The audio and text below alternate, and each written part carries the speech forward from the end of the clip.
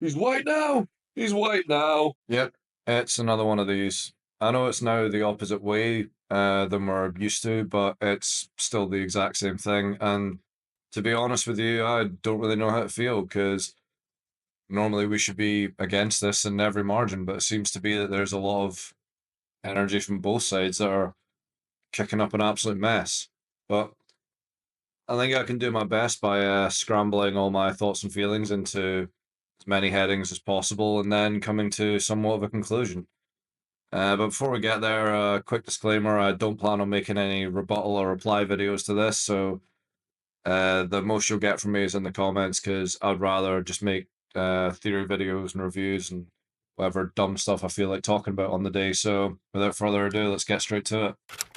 There's another weird thing that Hollywood and Netflix have always loved to do, especially recently, is chuck in characters of different races into established story throughout history. For example, we have Isaac Newton in Doctor who is now a half Indian homosexual man when Isaac Newton was white as hell and was recorded as being too afraid to enter dinner parties and would often sit on steps outside of them.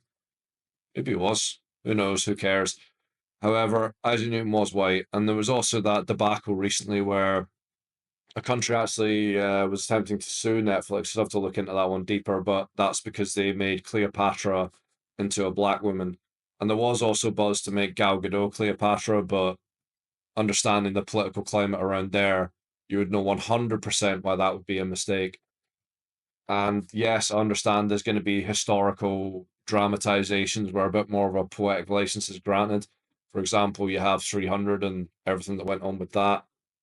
And by the same vein, I've kind of got to extend an olive branch to whatever the fuck Bridgerton is. What kills me is the amount of stories we could be telling. So, off the top of AI's head, we could talk about Mansa Musa, who was the emperor of Mali and the richest man in recorded history. His pilgrimage to Mecca in the 1300s redefined wealth and generosity on a global scale. Or we could talk about Shaka Zulu, who was a brilliant military strategist who transformed southern Africa with revolutionary warfare and built a powerful Zulu nation. Or Harriet Tubman, who escaped slavery and led hundreds to freedom via the Underground Railroad, also served as a Union spy during the Civil War.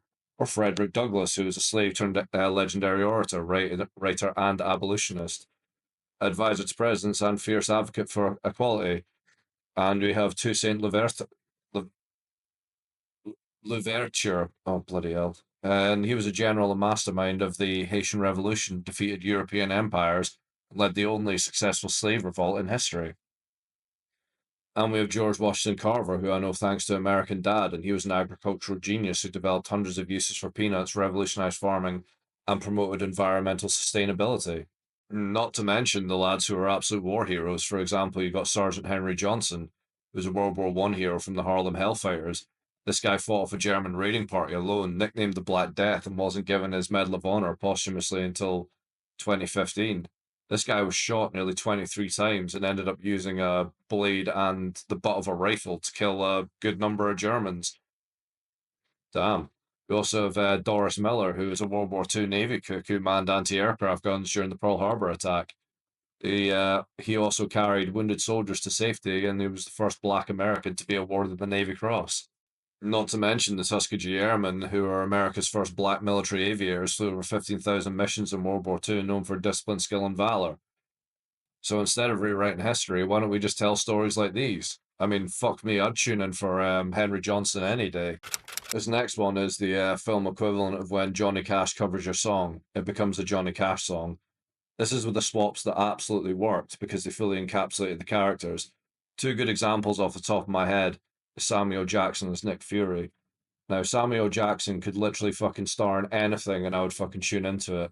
I know I'm that much of a simp for him.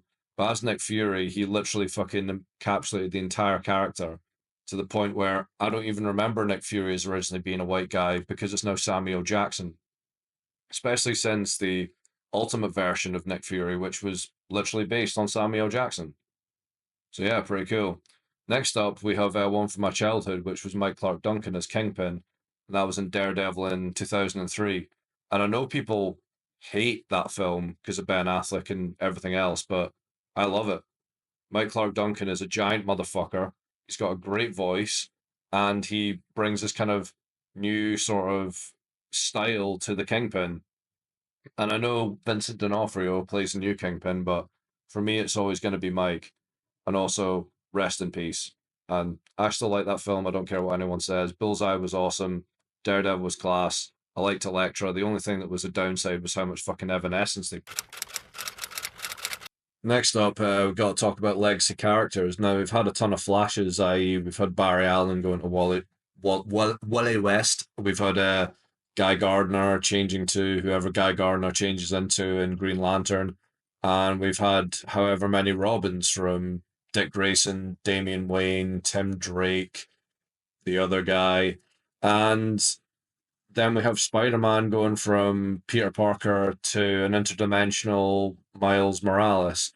Now, I know there's this big argument in comic book circles about Miles Morales. Is Miles Morales? No, he's Spider-Man. And frankly, I don't care. If you can bring out a cool story from both of them and one's a interdimensional counterpart, then whatever. That's just how I view it. So I understand that passing of the torch, sometimes the person can look completely different from the original.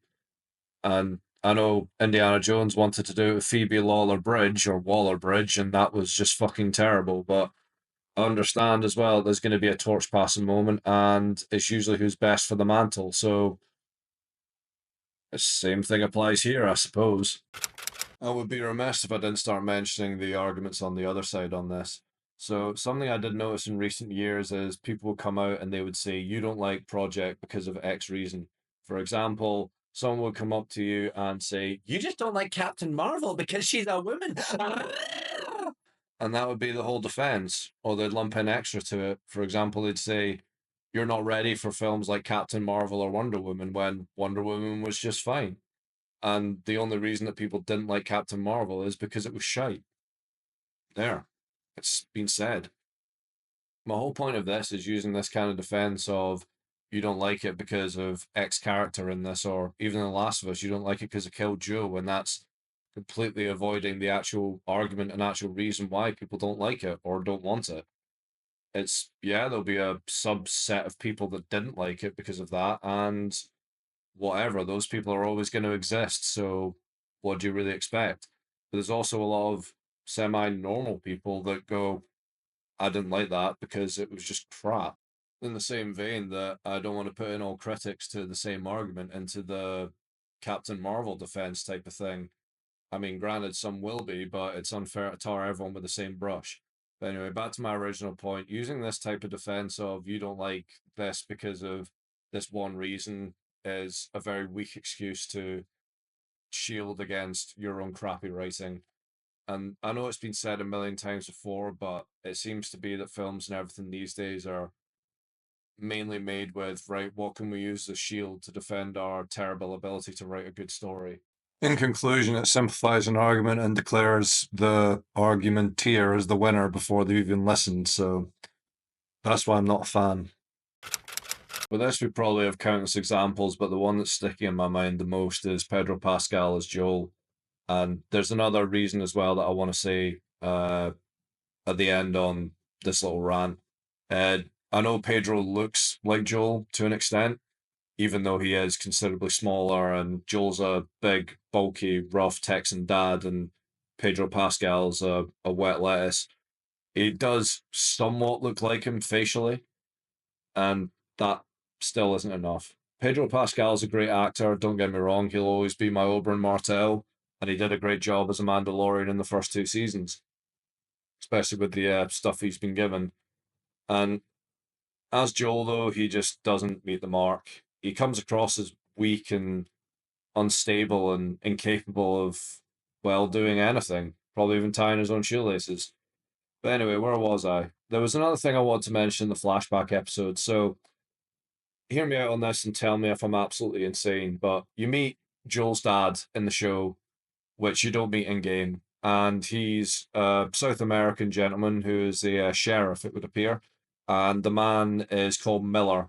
He has Miller written across his chest. So maybe this is me being a bit of a stickler on this, and I know it's from the game, but why wouldn't you also change his name as well?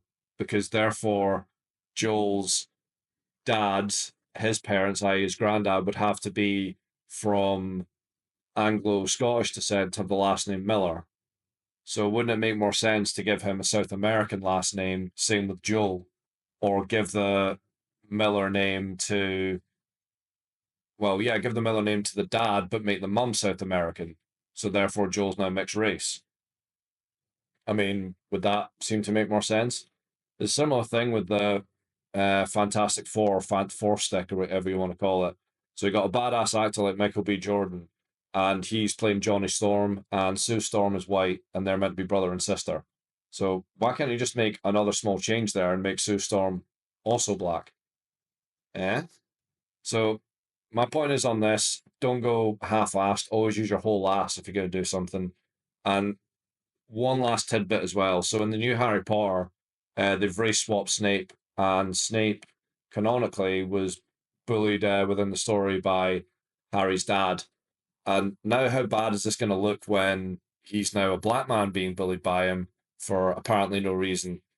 And then again, you have Hermione, who is mixed race. And don't get me wrong, the actress looks like Hermione, but you also have someone like Draco Malfoy, who is a wizarding supremacist and is very much an elitist when it comes to money, i.e., he doesn't like the Weasleys because they're poor, and he doesn't like Hermione because she's half muggle. But within the story, it's quite obvious this guy doesn't care about what race you are, he cares about your social standing and whether or not you're a full blooded wizard.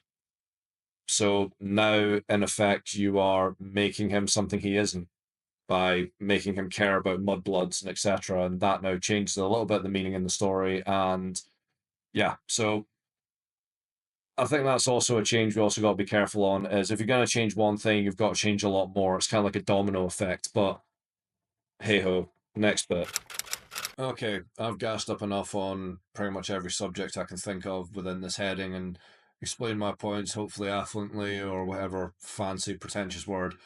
So from what we know about this new Black Panther is it's a passing of the torch moment, and the new white guy taking up the mantle is in fact T'Challa's son.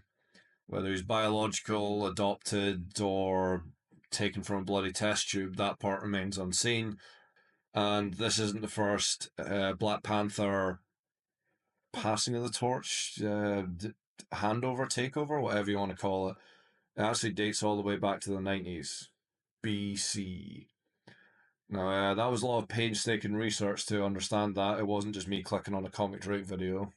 I totally promise.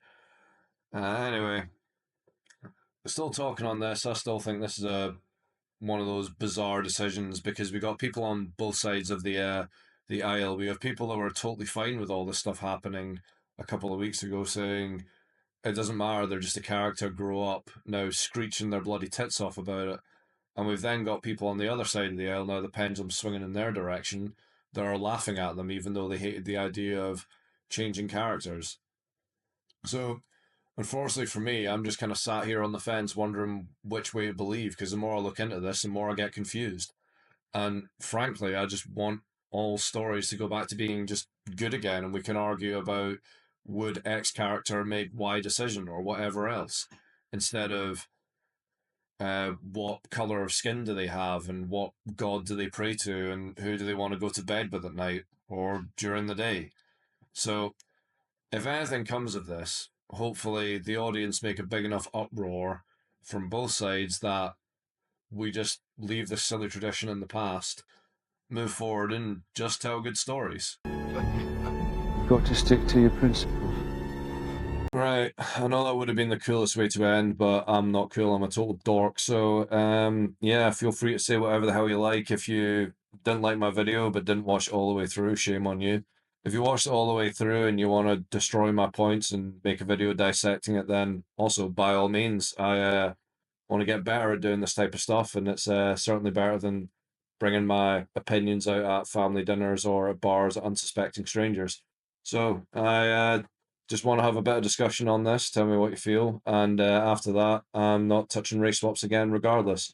I'm always open to having my mind changed, but I'm never going to be bullied into it, and I'm also not going to delete any comments, no matter how insulting you are. So to me, I mean, but yeah, go absolutely crazy. And I'm looking forward to finally making my dinosaur fucking videos again.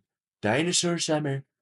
We're gonna have Walking with Dinosaurs. We got Jurassic World Rebirth. We're gonna Primitive War, and already had Chaos Theory. So you know what I mean. It's a Dinosaur 2025. People are gonna love it. Dinosaur 2025.